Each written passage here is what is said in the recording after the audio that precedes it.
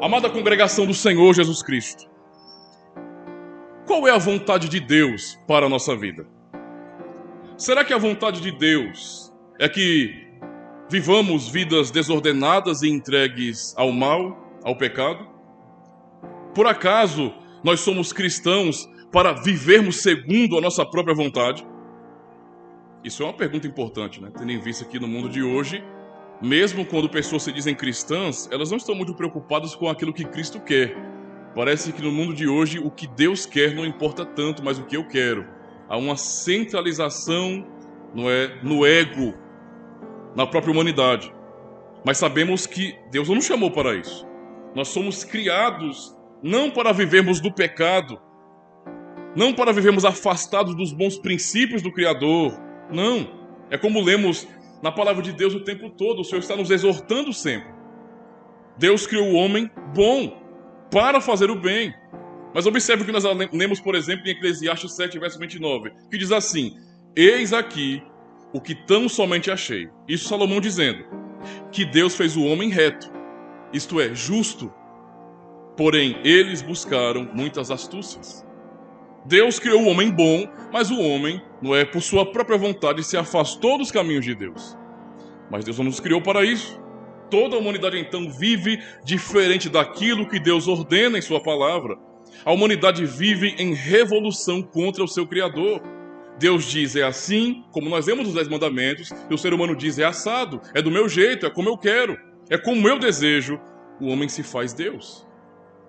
Então jamais devemos pensar que Deus está satisfeito com o mundo. Se tem uma coisa, meus irmãos, que nós não podemos dizer de jeito nenhum, é que Deus está satisfeito com o mundo. Não está. Olhe para o mundo.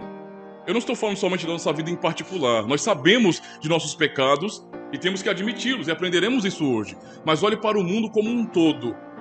Violência crescente, fome, miséria, injustiças, prevalecendo sempre, poderosos humilhando os fracos.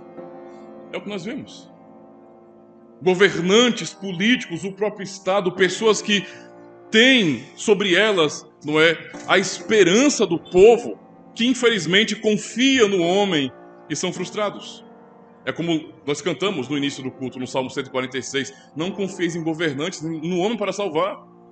Mas muitos depositam suas esperanças em homens pecadores e são frustrados porque os mesmos que dizem amamos o povo, queremos o voto do povo, nós amamos a população, são os mesmos que roubam o povo, que os oprimem com altos impostos, que praticam a injustiça, que faz com que a injustiça só tenha valor para quem tem condições, para quem tem poder neste mundo, enquanto o pobre sofre.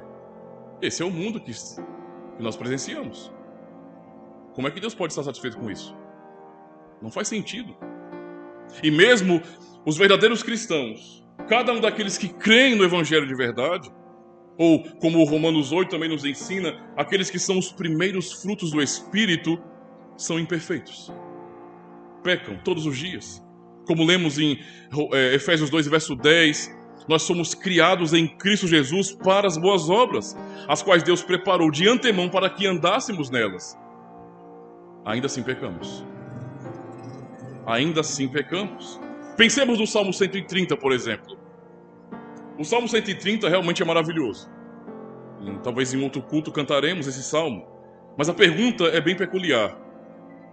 Se Deus considerar a iniquidade, quem subsistirá?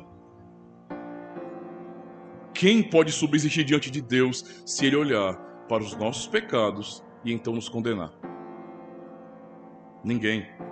Alguém poderia ter paz com Deus sabendo que é um criminoso diante de sua lei? Não. Se você vai a um julgamento, por exemplo, o que você espera que aconteça lá? O que você deseja que aconteça? Que o bandido, comprovadamente culpado, seja absolvido? Mesmo que seja evidente que ele praticou aquele mal? Eu espero que não. Porque o que nós esperamos que no tribunal aconteça é que a justiça seja feita e que aquele que fez o mal seja punido por aquilo. E não seja absolvido e não aconteça a injustiça ali e o que foi prejudicado seja abandonado na injustiça. Se recebemos uma lei, meus irmãos, mas vivemos diferente dela, O que podemos esperar? O que somos diante de Deus?